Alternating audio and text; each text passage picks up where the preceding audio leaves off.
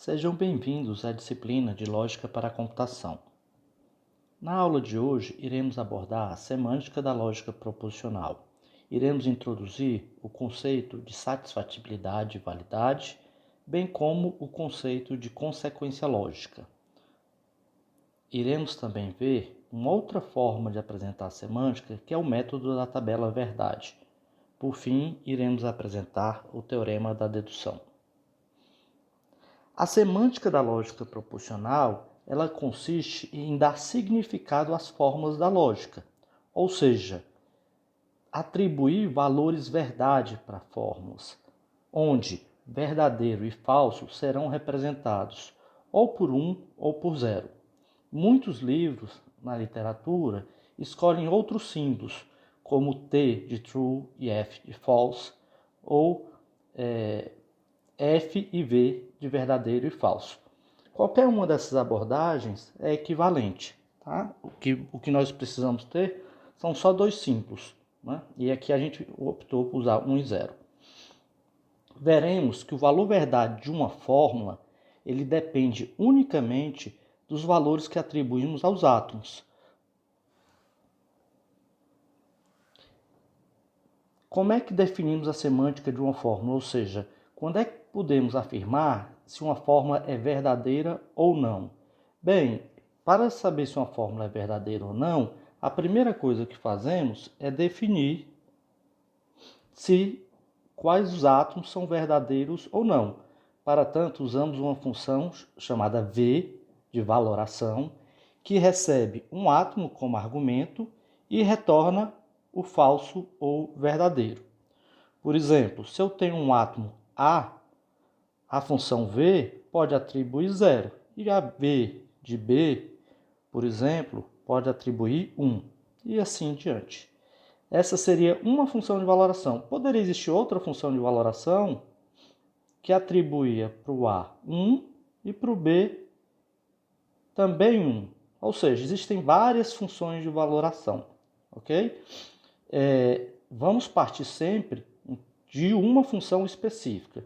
Então, quando queremos saber se uma fórmula é verdadeira ou falsa, né, vamos assumir que a função de valoração é dada.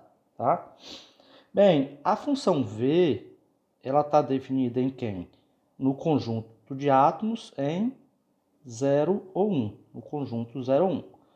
Mas a gente quer definir uma função para fórmulas. E aí, nós vimos nas aulas anteriores que as definições sobre fórmulas são definições recursivas, né? Que eu vou chamar essa função agora de V barra, tá certo? A minha função V barra vai receber como argumento uma fórmula, ou seja, uma fórmula em LLP, e vai dizer se ela é verdadeira ou falsa. Aqui o nome da função é V barra, tá? Esse barra, pessoal, é só um símbolozinho para dizer que é outra função. Eu podia ter chamado isso aqui de V e essa aqui de F, por exemplo, ou de G, tá? Qualquer nome. Mas usualmente na literatura a gente usa, né, essa função de valoração e a função de valoração de fórmulas em átomos através de uma barra no nome da função. Tá? Lembrando, isso aqui é o nome da função, esse aqui, né, é o domínio, ou seja, são os argumentos da minha função, e aqui é a minha imagem, né? Ou seja, quais são os valores possíveis para as minhas fórmulas ou para os meus átomos, ok? Então, o que a gente vai fazer agora? Uma definição recursiva da função V barra, certo?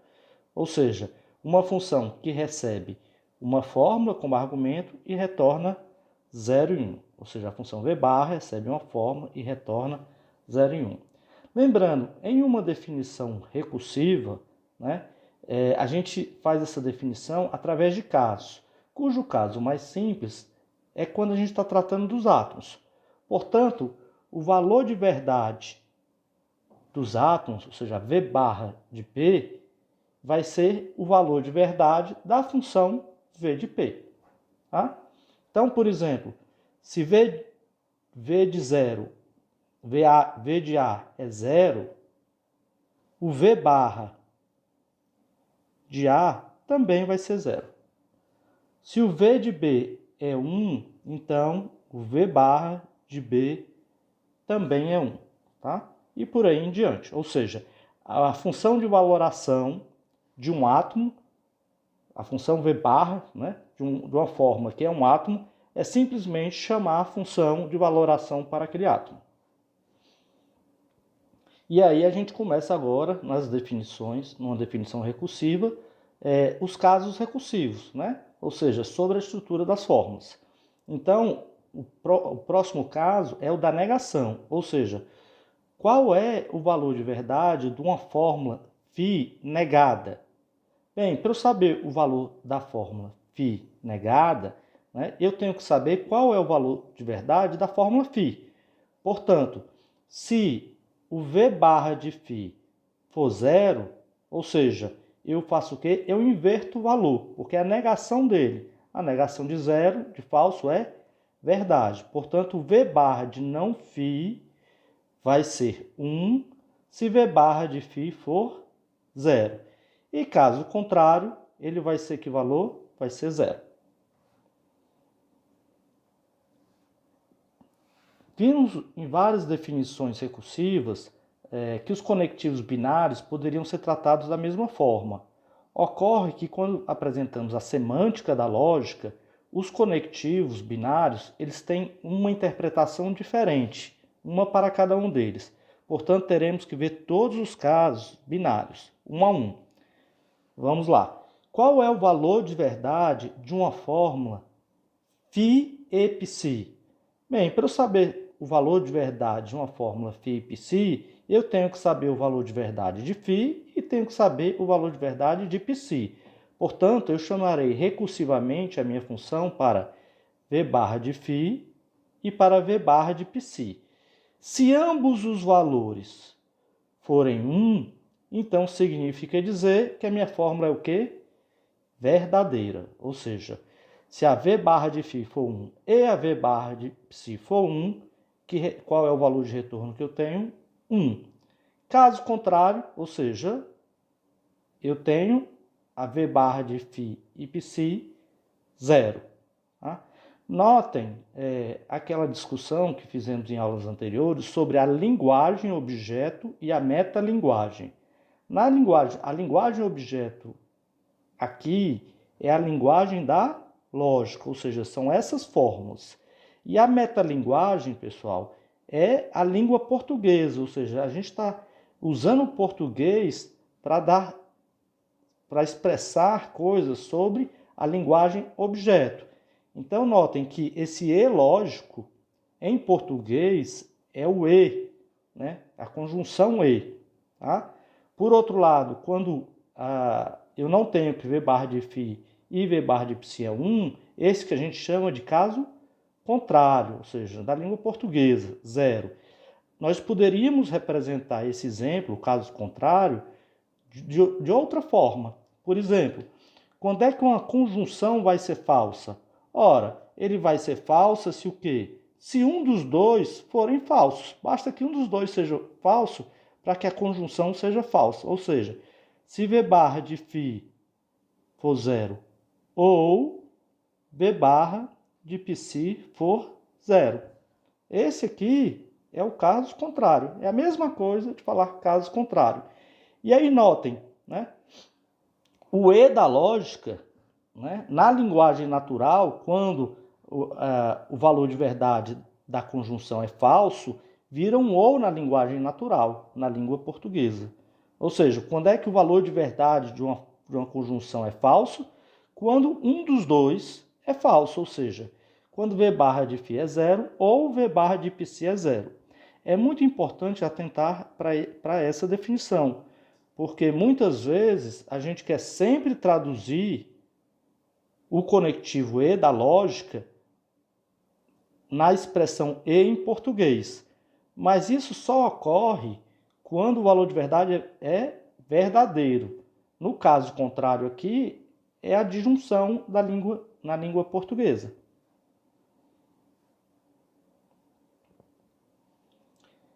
Agora vamos ver a disjunção. Quando é que o valor de verdade de uma fórmula φ ou psi é 1? Ora, ele vai ser 1 se um dos dois, ou seja, se V barra de φ é 1 ou V barra de π é 1. Então, basta que um dos dois seja 1 para que o valor de verdade seja 1. E vai ser 0 caso contrário. Ora, pessoal, como é que a gente reescreveria esse caso contrário, né? Utilizando V barra e V barra de π. Quando é que o valor de verdade de uma disjunção é falso? Ele é falso se o quê?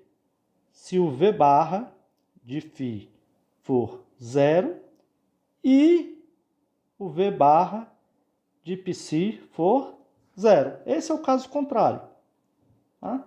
E aí notem de novo, a disjunção lógica virou uma conjunção em linguagem natural. No caso do valor de verdade da disjunção ser 0. A implicação, ou seja, o valor de verdade de φ implicando em π é definido da seguinte forma. Se o meu antecedente a gente chama o φ e o π a gente chama o consequente. Se o meu antecedente for falso, então a minha implicação vai ser verdadeira. Se o π, o valor de verdade de π for verdadeiro, então nós teremos o valor de verdade também. A implicação na lógica proposicional é chamada de implicação material.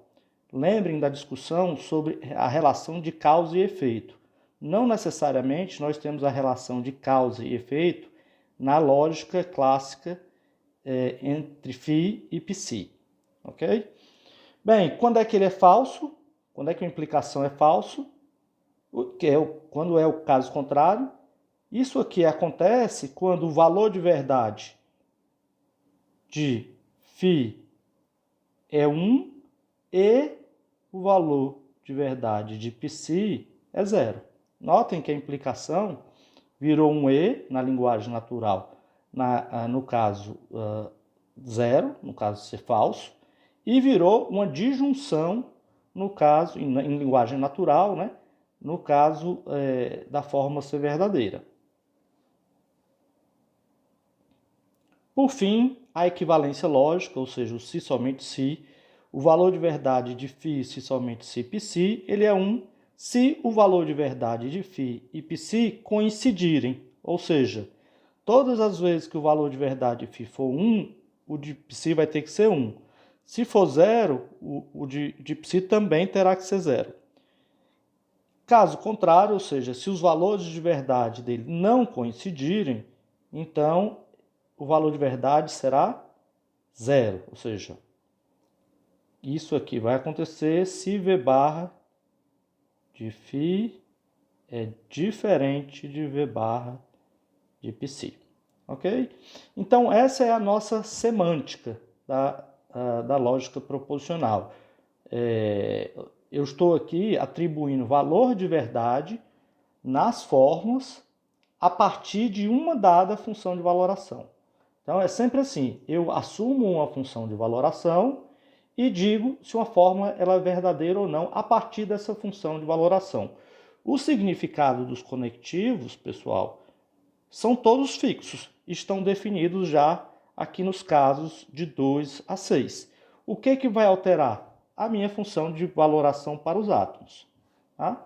Então, notem que se eu atribuir uma dada função de valoração para os átomos, eu sei dizer sempre, para todos os casos, se uma fórmula é verdadeira ou falsa. Vejamos alguns exemplos. Aliás, só para representar, antes de ver alguns exemplos, a gente pode representar o valor de verdade através de uma tabela. A gente pode construir uma tabela, que vai ser o conceito da nossa tabela verdade, que vocês já viram isso provavelmente na disciplina de matemática básica, na própria disciplina de matemática discretas, vocês já devem ter abordado tabela verdade. Recapitulando, como é que a gente constrói a tabela verdade? Bem, em cada linha eu vou ter todas as possíveis funções de valoração. Tá? Aqui eu estou supondo duas fórmulas, φ e π, tá certo? Então, φ pode assumir quantos valores? 2. Psi pode assumir quantos valores? 2. Ou seja, quantas linhas eu vou ter? O produto disso, 4 linhas. Ou seja, eu tenho 4 combinações possíveis para funções de valoração para φ e Psi. Tá? E aí, a função de valoração, né, para cada uma delas eu boto uma linha. Por exemplo, se ambos forem verdadeiros, essa primeira linha. Se φ for verdadeiro e Psi for falso, essa segunda linha. Né? Se φ for falso e Psi verdadeiro, essa outra linha. E se ambos forem falsos, essa última linha, tá? E aí eu construo em cada coluna os meus conectivos, tá? Então, quem é a V barra de não φ? Ora, eu vou olhar para φ. Φ era 1, então eu faço o que? Eu inverto o valor, tá? Aqui é a mesma coisa, 1, eu inverto o valor. Quando é 0, eu retorno que valor? A V barra dele? 1, certo? Se é 0, eu retorno 1. Agora a conjunção. Quando é que o valor de verdade de φ e Psi é 1? Ora, ele é 1 se ambos forem verdadeiros, ou seja, se for 1 e se for 1. Tá? Em todos os outros casos, né, quando ambos não são verdadeiros, que valor de verdade eu tenho? 0, 0 e 0. Tá? Já a disjunção, ela vai assumir o falso apenas na situação que ambos são falsos. Então recebe 0. E nos outros casos, basta que um deles, ou seja, uma das duas colunas, certo? Tenha um valor de verdade. Na primeira, ambos têm. Na segunda, φ tem. Na terceira linha, o Psi tem um valor de verdade. A implicação, pessoal, como a gente viu, somente no caso que o antecedente é verdadeiro e o consequente é falso, é que o meu valor de verdade é 0. Em todos os outros casos, ele é 1. Por quê? Ora, se V barra de Psi é 1, ou seja, é verdade, então V barra de φ implicando Psi é sempre 1. Tá? Ok?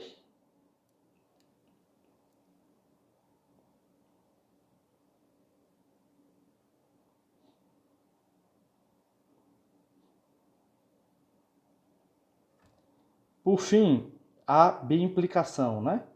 Ou seja, quando é que φ equivale a Psi. Quando é que isso vai ser verdadeiro? Quando os valores de verdade deles coincidirem.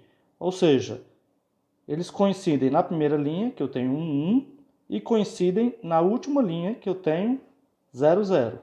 E nos outros casos, quando eles são diferentes, eu tenho que o valor de verdade 0 e 0.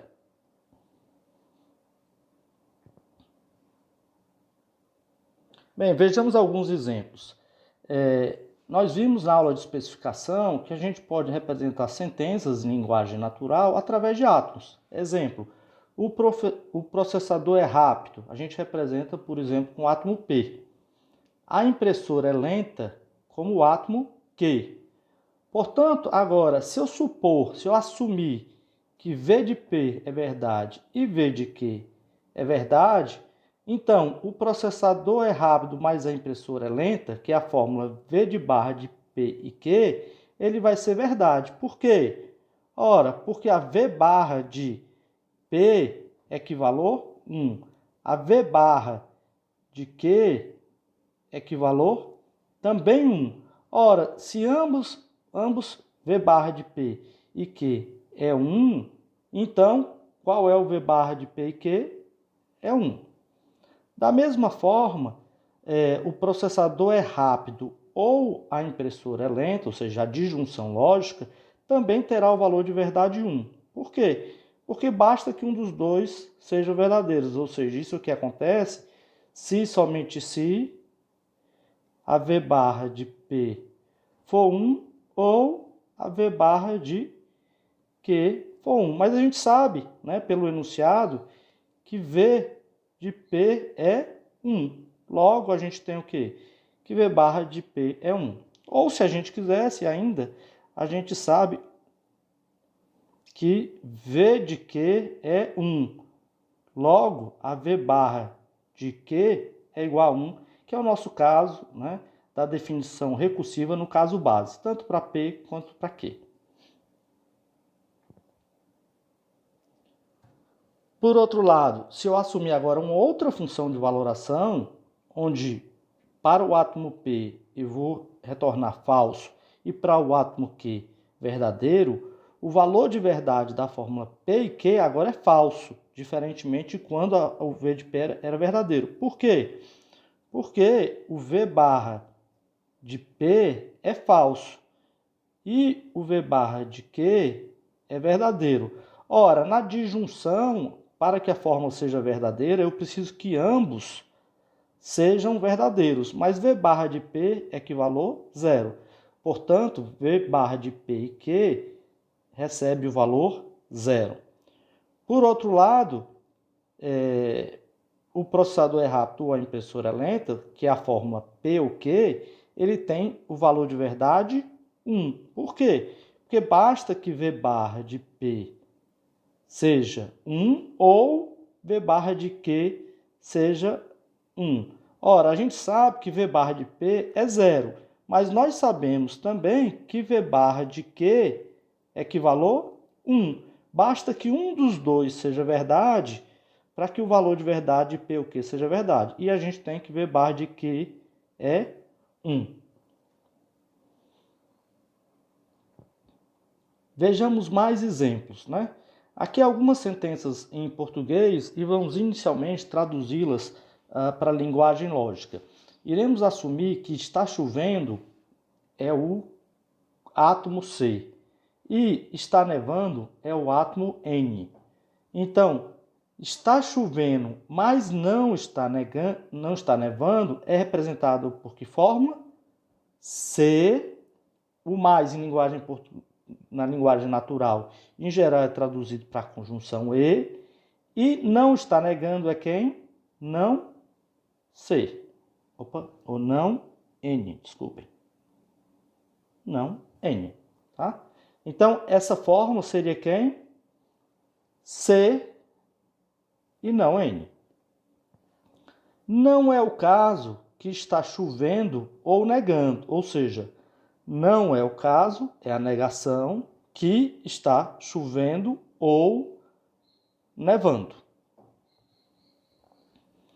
Se não está chovendo, então está nevando, ou seja, se não ser, isso implica em N. Observem que a negação está apenas no chovendo, não está em toda a expressão, como no caso anterior. Não é o caso que, se está chovendo, então está negando. Ou seja, não é o caso que, se está chovendo, implica em estar nevando. Ou seja, não se implica em não. Tá? Prestem bastante atenção na hora de especificar, ou seja, de representar em lógica uma expressão natural. Vejam que, apesar de serem formas escritas semelhantes, cada uma dessas é uma fórmula diferente e, portanto, poderão ter significados diferentes. Se está chovendo, se e somente se está nevando, ou seja, a equivalência lógica, se somente se, N. Se está nevando e chovendo, então está nevando, ou seja, N e C, então N. E por fim, se não está chovendo, então não é o caso que está nevando e chovendo. Ou seja, se não está chovendo, a negação está fazendo referência só a essa parte, então não é o caso que, aí a negação agora está fazendo referência a está chovendo, ou está nevando e chovendo. Ou seja, é a fórmula não CE, isso aqui implica em não NC. Tá? Então, isso a gente já tinha visto na aula anterior, né? Ou seja, como representar em linguagem natural fórmulas lógicas, né? Essa linguagem natural em fórmulas lógicas. Vejamos agora qual é o valor de verdade se assumirmos que a nossa função V atribui 1 a C e 0 a n, ou seja, é verdade que está chovendo e é falso que está nevando. Qual seria o valor de verdade, ou seja, a nossa função v barra, para as fórmulas abaixo, ou seja, aquelas 7 fórmulas que a gente fez? Recapitulando, pessoal, a nossa função v recebe o que como entrada?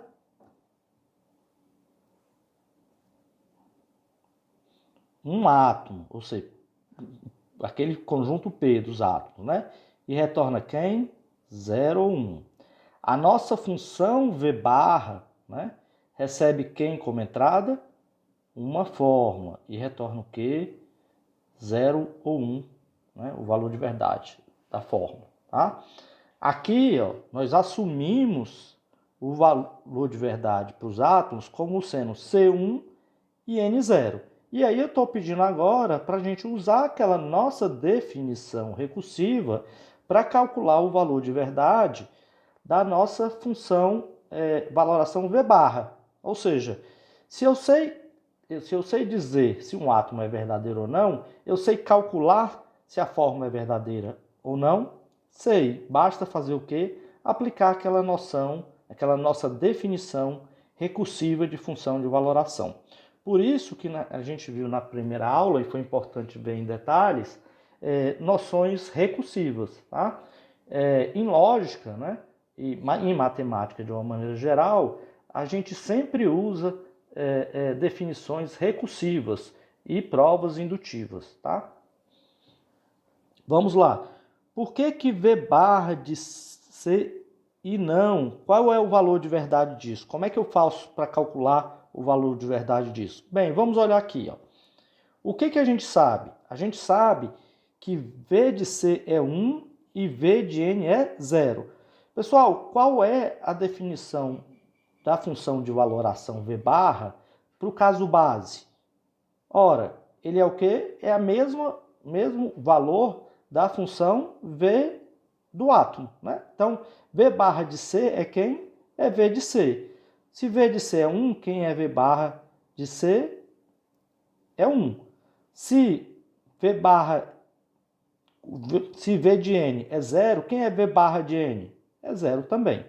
Então, o que eu sei? A partir da minha função de valoração, eu sei que a V barra de C é 1 e que a V barra de N é 0. Ora, se V barra de N é 0, pessoal, quem é V barra de não N? V barra de não N é quem? 1. É porque eu faço exatamente a negação, o que ele faz? Ele inverte o valor, né? Ou seja, se a V barra de N era falso, ou seja, era 0, a V barra de não N passa a ser o quê? Verdade. Tá?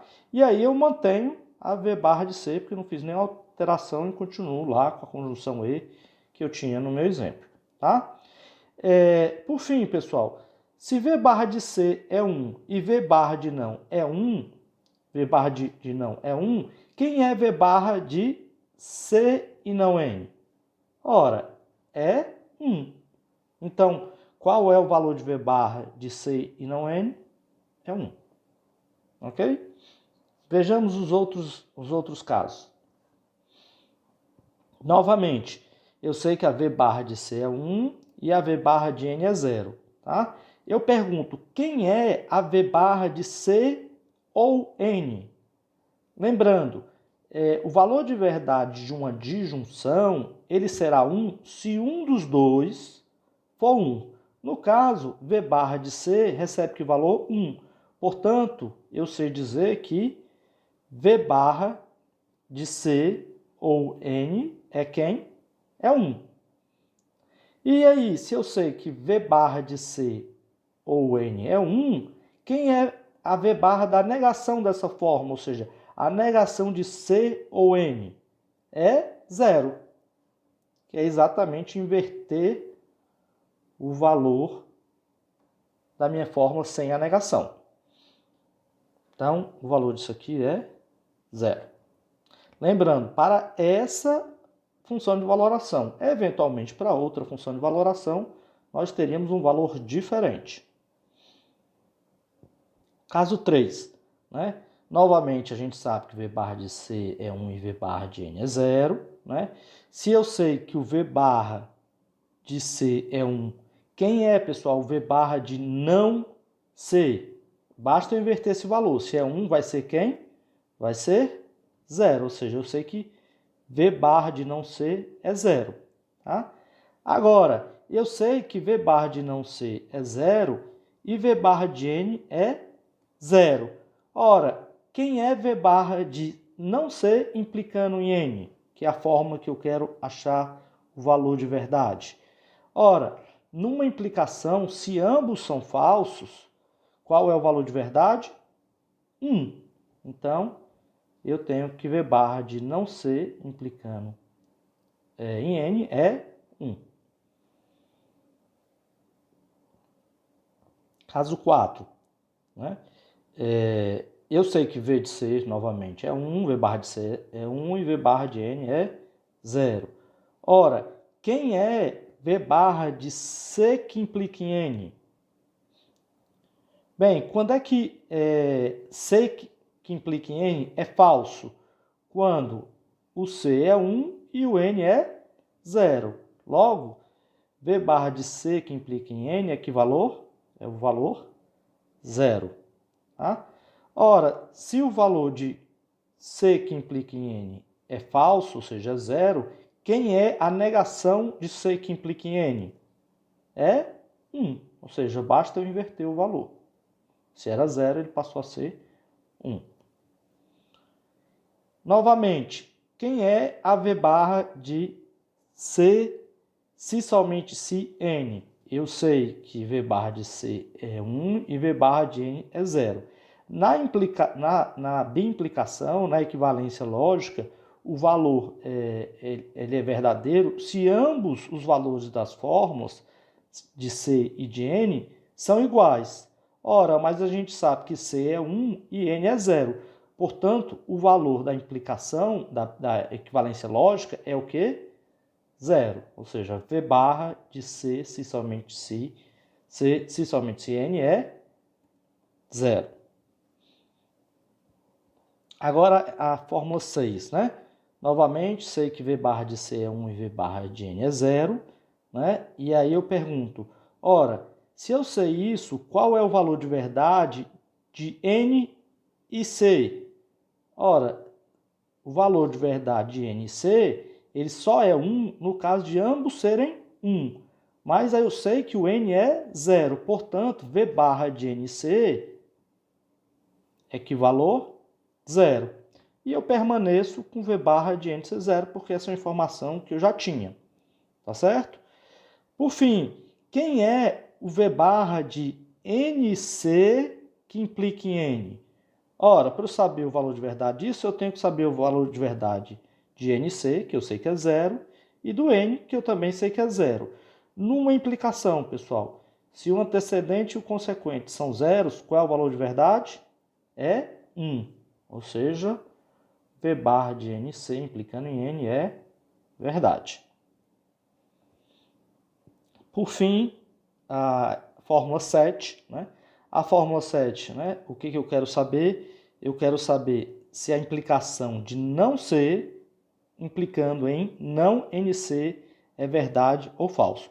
Bem, vamos lá. Eu sei, novamente, que V barra de C e V barra de C é verdade e V barra de N é falso. Portanto, eu sei que V barra de não ser é que valor? 0. E também sei que V barra de NC é que valor 0. Por quê? Porque na conjunção, para que ele seja verdadeiro, tem que ambos serem 1. E, no caso, N é 0. Portanto, quando um dos dois, né, é falso, a minha conjunção é falsa. Então, eu sei que V barra de não ser é 0 e também sei que V barra de NC é 0. Tá? Por fim, quem é V barra de não N e C? Ora, V barra de não NC é simplesmente calcular o valor de V barra de NC. Isso era 0, portanto, isso aqui vai ser 1. Né? E aí a gente conclui que o valor de verdade da fórmula não C, que implica em não NC, é 1. Por que que é 1? Porque o meu antecedente é falso e o consequente é verdadeiro, e o valor de verdade da implicação ele é verdadeiro, né? Ele é verdadeiro. Lembrando que ele é falso somente quando o antecedente é verdadeiro e o consequente é falso, que não é o caso. Tá? Então, vocês viram que toda vida, para saber o valor de verdade de uma fórmula, basta eu saber qual é o valor de verdade dos átomos, ou seja, do nosso pensamento mais simples.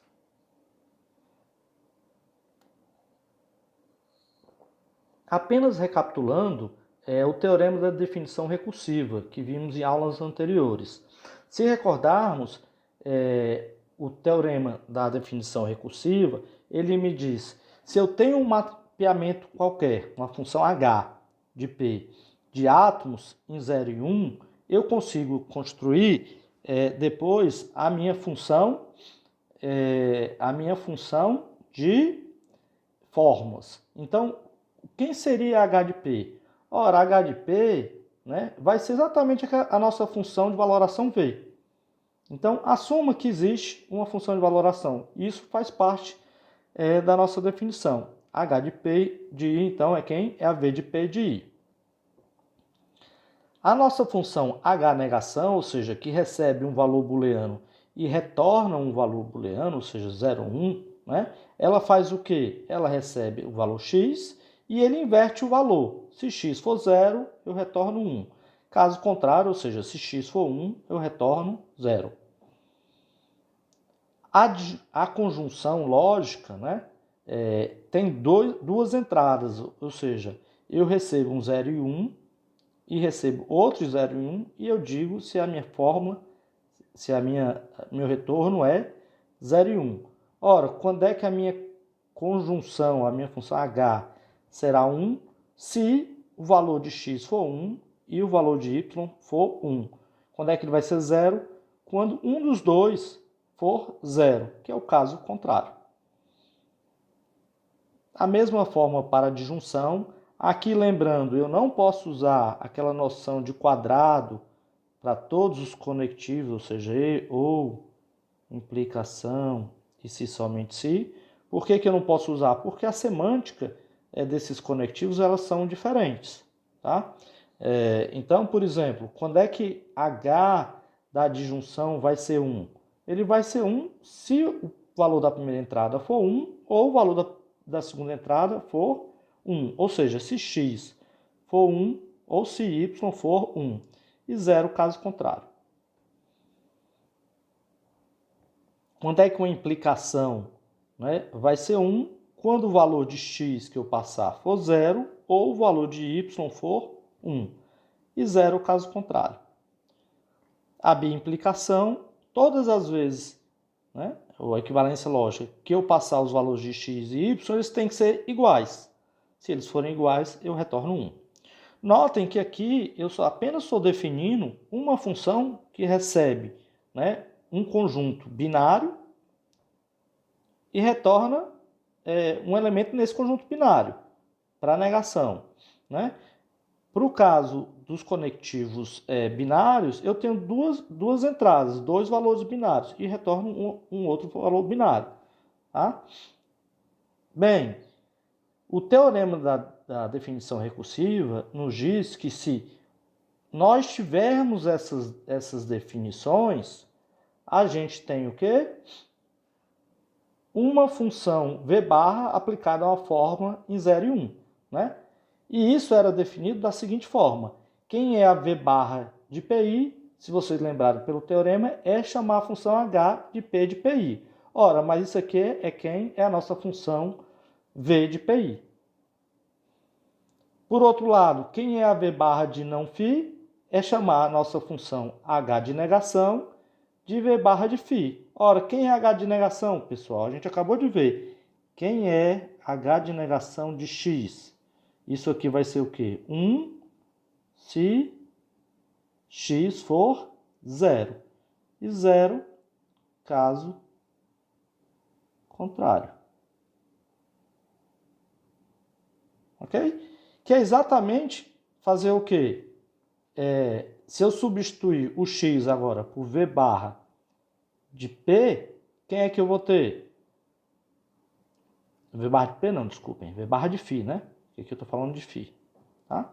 V barra de φ é só substituir o x, né? O x, que está como entrada, né? Por φ.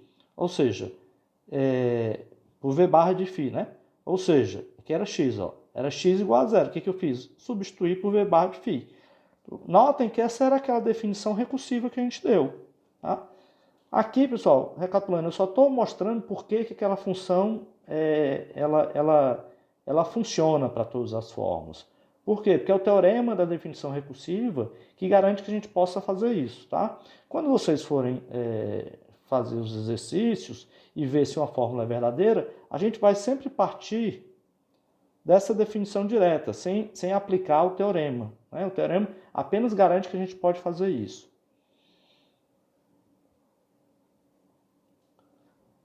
A V barra de φ e psi, lembrando, pela definição do teorema recursivo, é H da conjunção de V barra de φ e V barra de psi, que é exatamente aquela definição que a gente fez recursivo, ou seja, quando é que o valor de verdade de uma fórmula é verdadeiro, quando eu tenho que o valor de verdade de φ é verdadeiro e o valor de psi é verdade. Tá? Isso vale para todos os conectivos, né? Para disjunção, né? Ou seja, V barra de φ ou psi, basta eu aplicar a minha função H da disjunção na chamada recursiva de φ e de psi, ou seja, ele vai ser se um dos dois é verdadeiro. Na implicação, né, basta que ou o antecedente seja falso ou o consequente seja verdadeiro. E na biimplicação, eu tenho que ambos têm que ter o mesmo valor de verdade. Tá?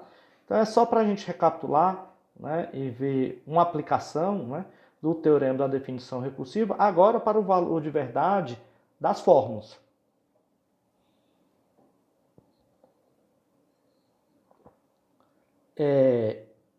Vocês devem ter observado que desde o início, eu sempre apresentei as fórmulas com os parênteses, tá? Por quê? Porque a gente precisa dos parênteses para dar significado único às fórmulas. Se as fórmulas não tivessem os parênteses, muitas vezes eu tenho ambiguidade de interpretação da fórmula. Tá? E em lógica, a gente não quer ter ambiguidade, né? Em lógica clássica, pelo menos. Tá? Por outro lado, ficar escrevendo esses parênteses nas fórmulas, muitas vezes dificulta a legibilidade da fórmula. E aí, o que a gente vai fazer agora, tá? É propor algumas abreviações, né? É uma convenção que a gente vai utilizar, tá? Para não ter que escrever esses parênteses. Mas lembrando, na definição formal, os parênteses existem. Isso aqui é só uma convenção que a gente vai utilizar para evitar de estar escrevendo isso, tá? Então, a primeira convenção, né, é que todas as vezes que eu tenho uma fórmula, né, o parênteses mais externo eu vou omitir, né? Então, por exemplo, ao invés de escrever P e Q entre parênteses, se a fórmula é essa, eu simplesmente vou escrever P e Q e vou jogar esse último parênteses fora, porque eu vou saber identificar o que é ela, né? Da mesma forma, P ou Q implicando em P, né, eu vou escrever sem o último parênteses externo, tá? Ou seja, a fórmula de fato deveria ser assim, né? E aí o que eu vou fazer? Eu vou omitir esse último parênteses, ok? A gente vai ver a propriedade, né, de que todas as vezes que eu tenho uma conjunção de várias fórmulas, a ordem que eu aplico à minha conjunção é indiferente para o valor de verdade delas. Tá? Então, outra convenção que a gente faz, né, é todas as vezes que a gente tem uma sequência de es, tá, a gente omite os parênteses. Tá? Então, P e Q e R. Tá? Ou seja, a gente dispensa os parênteses, porque a gente sabe que P e Q e R é a mesma coisa que P, I, Q e R. Tá? Essas fórmulas a gente vai ver que elas são equivalentes, tá? Logicamente. Tá? Então a gente pode simplesmente omitir esses parênteses todos se eu tenho um conjunto de esses. Da mesma forma, se eu tenho um conjunto de disjunções. Aqui a gente está falando de forma separada, tá, pessoal? É um conjunto, uma sequência de conjunções ou, alternativamente, uma sequência de disjunções.